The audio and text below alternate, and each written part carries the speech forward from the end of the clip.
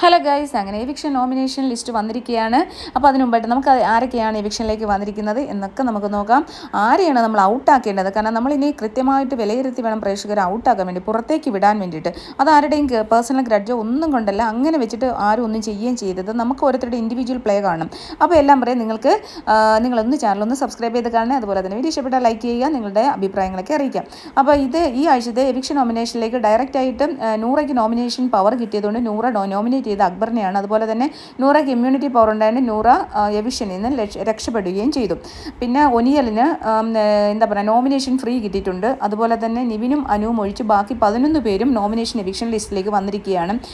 Shanavas, Gizele, Nivin, Aneesh, Adila, Lakshmi, Anumol, Aryan, Akbar, Sabumon, Binny, ഒനിയൽ, Abhilash, Jishin, ഇത്രയും പേരാണ് 11 പേരാണ് നോമിനേഷൻ എവിക്ഷൻ ലിസ്റ്റിലേക്ക് വന്നിരിക്കുന്നത്. അനീഷ് 4 വോട്ടാണ്, ബിന്നിക്ക് 3 വോട്ടാണ്, ജിഷിന് 5 വോട്ടോട് ജിഷിൻ ഒന്നാം സ്ഥാനത്തേക്ക് എവിക്ഷൻ നോമിനേഷൻ വന്നു. അഭിലാഷ്, ആദില, ആര്യൻ, ജിസേൽ, ഷാനവാസ്, സാബുമാൻ 2 വോട്ട്, ലക്ഷ്മിക്ക് 3 വോട്ട്. ഇങ്ങനെയാണ് എവിക്ഷൻ നോമിനേഷൻ ലിസ്റ്റിൻ്റെ വോട്ട് കിട്ടിയിരിക്കുന്നത്.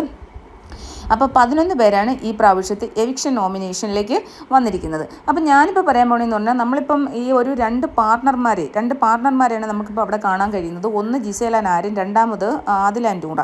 അപ്പം ജിസേൽ ആൻഡ് ആര്യൻ ഓൾറെഡി ഇപ്പം എവിക്ഷൻ നോമിനേഷനിലേക്ക് വന്നിരിക്കുകയാണ്. പല ആൾക്കാരും അവിടെ പറയുന്ന പോലെ നമ്മളും അത് കാണുന്നതാണ്. ആര്യൻ ജിസേലിൻ്റെ അണ്ടർ ഗാർമെൻറ്റ്സ് വരെ, അടിവസ്ത്രങ്ങൾ വരെ കഴുകി കൊടുക്കുന്നത് ആര്യനാണ് ജിസേലിൻ്റെ.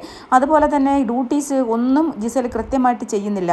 അപ്പോൾ അടുക്കളയിൽ പാത്രം കഴുകുന്ന കാര്യമായാലും അതുപോലെ തന്നെ നമ്മുടെ ബാത്റൂം കഴുകുന്ന കാര്യങ്ങളായാലും ഒന്നും ജിസേൽ ചെയ്യുന്നില്ല. എല്ലാം ജിസേലിന് വേണ്ടിയിട്ട് ആര്യനാണ് ചെയ്യുന്നത്. എന്തെങ്കിലും കൃത്യമായിട്ട് സംസാരിക്കേണ്ട ഒരു ആവശ്യം വരുമ്പോൾ പോലും ജിസേൽ അത് സംസാരിക്കാതെ ആര്യനാണ് സംസാരിക്കുന്നത്. അപ്പോൾ അതെന്തുകൊണ്ടാണ് എന്നുള്ളത് നമുക്കറിയില്ല. അപ്പം നമുക്ക് കാണേണ്ട എന്താണ്? Individual play. ഒരാൾ പോയാൽ ഒരാൾ എങ്ങനെയാണ് ഒറ്റയ്ക്ക് കളിക്കുന്നത്, അതാണ് നമുക്കറിയേണ്ടത്. അല്ലാണ്ട് ഇപ്പോൾ ജിസേലിനെ നമുക്ക് ഇഷ്ടമില്ലാത്തതുകൊണ്ടോ ആര്യനെ നമുക്ക് ഇഷ്ടമില്ലാത്തതുകൊണ്ടോ അങ്ങനെയുള്ളൊരു ഇഷ്ടമൊന്നുമില്ല. കാരണം അവരെ നമ്മളറിയുന്നത് ഈ ബിഗ് ബോസ് ഹൗസിനുള്ളിൽ വന്നിട്ടുണ്ട്. നമുക്ക് അവരോട് പേഴ്സണൽ ഓരോ വൈരാഗ്യത്തിൻ്റെ ആവശ്യമില്ല. അപ്പോൾ ജിസേൽ ഓർ ആരെങ്കിലും ഒരാൾ പുറത്തേക്ക് പോയാൽ മറ്റൊരാളുടെ കളി നമുക്ക് കൃത്യമായിട്ട് അറിയാൻ പറ്റും. ഇപ്പോൾ എൻ്റെ ഒരു ഒപ്പീനിയനിൽ ജിസേൽ അവിടെ നിൽക്കണം, ആര്യൻ പുറത്തേക്ക് പോകണം.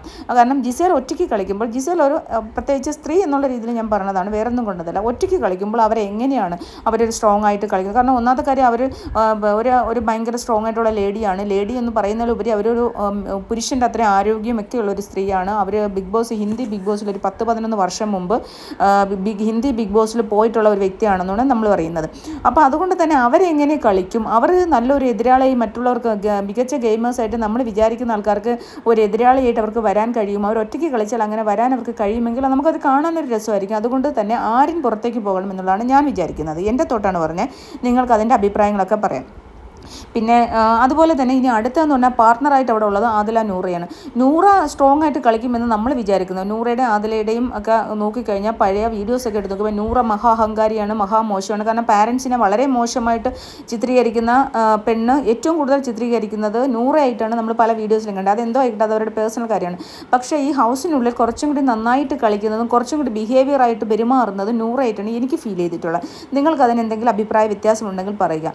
കാരണം കുറച്ചും കൂടി മറ്റുള്ളവരോട് റെസ്പെക്റ്റ് ആയിട്ട്, അല്ലെങ്കിൽ എന്തെങ്കിലും തെറ്റ് മനസ്സിലാക്കിയിട്ട് കുറച്ചുകൂടി മൂടി വെക്കാൻ, അല്ലെങ്കിൽ അതങ്ങനെ പറയാൻ പാടില്ല, ഇന്നത് ഗെയിമാണ്, 10 പേര് കാണുന്നതാണ് എന്ന് മനസ്സിലാക്കിക്കൊണ്ട് സംസാരിക്കാൻ ഈ ഗെയിം പഴയ വീഡിയോസിൽ അനുസരിച്ചല്ല ഞാൻ പറയുന്നത്. വീഡിയോസിൽ വളരെ മോശമായിട്ടാണ്, പാരൻസിനെയൊക്കെ വളരെ മോശമായിട്ടാണ് നൂറ പറഞ്ഞേക്കുന്നത്. സ്വന്തം മാതാപിതാക്കളെ വരെ വളരെ മോശമായിട്ട് പറയുന്ന ഒരു വ്യക്തികളെക്കുറിച്ച് എനിക്ക് അവരെക്കുറിച്ച് ഒരു മതിപ്പുമില്ല. പക്ഷേ ഈ ഹൗസിനുള്ളിൽ നൂറ കുറച്ച് നന്നായിട്ടാണ് ബിഹേവ് ചെയ്തുകൊണ്ടിരിക്കുന്നത്. ആദിലെന്ന് പറഞ്ഞാൽ ഭയങ്കര അഹന്തയും അഹംഭാവവും. ഇന്ന് തന്നെ രാവിലെ ഇരുന്ന് അനീഷിനെ വളരെ മോശമായിട്ട് പറഞ്ഞുകൊണ്ടിരിക്കുന്നത്. എന്തിനു വേണ്ടിയാണെന്ന് എനിക്ക് മനസ്സിലാവുന്നില്ല. ഭയങ്കരമായിട്ട് വളരെ ചൊറിയാണ് ആദില. അപ്പം ഇവർ രണ്ടുപേരും കൂടി നിന്നാൽ ഒരിക്കലും അവർ ഒരുമിച്ചുള്ളൊരു കണ്ടസ്റ്റൻ്റ് ആയിരുന്നു. പിന്നീട് എന്തുകൊണ്ടാണ് ബിഗ് ബോസ് ഇവരെ സെപ്പറേറ്റ് ആക്കിയെന്നും എനിക്കറിയില്ല. അപ്പോൾ എന്ത് ചെയ്യണം? ഒരാളിനെ പുറത്തേക്ക് വിടണം. ഒരാൾ അവിടെ നിന്ന് കളിക്കുമ്പോൾ അവരെങ്ങനെയാണ് കളിക്കുന്നതെന്ന് അറിയാൻ നമുക്ക് പ്രേക്ഷകർക്ക് ആഗ്രഹമുണ്ട്. അതുകൊണ്ട് തന്നെ എൻ്റെ ഒരു അഭിപ്രായത്തിൽ നൂറ അവിടെ നിന്നിട്ട് ആദില പുറത്തേക്ക് വേണം. നൂറ ഇവിടെ ഈ ആഴ്ച സേഫാണ്. അതുകൊണ്ട് തന്നെ ആദിലെ പുറത്തേക്ക് വേണം. അപ്പോൾ ഈ രണ്ട് പാർട്ട്ണർമാരായിട്ടുള്ള ആൾക്കാരിൽ 2 പേരെ പുറത്തേക്ക് കളഞ്ഞു കഴിഞ്ഞാൽ ഇവരുടെ ബാക്കിയുള്ള ഈ പാർട്ണറിൻ്റെ സിംഗിളായിട്ടുള്ള പാർട്ണർ എങ്ങനെ കളിക്കും?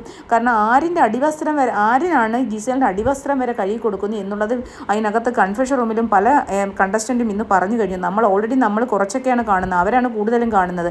അപ്പോൾ അവരത് പറഞ്ഞു കഴിഞ്ഞു. അപ്പം നമുക്കത് കാണാനുള്ള ആഗ്രഹമുണ്ട്. അവർ തീർച്ചയായിട്ടും അവരിൽ ഒരാളവിടെ ആവശ്യമുള്ളൂ, ഒരാളിനെ പുറത്തേക്ക് കളയണം.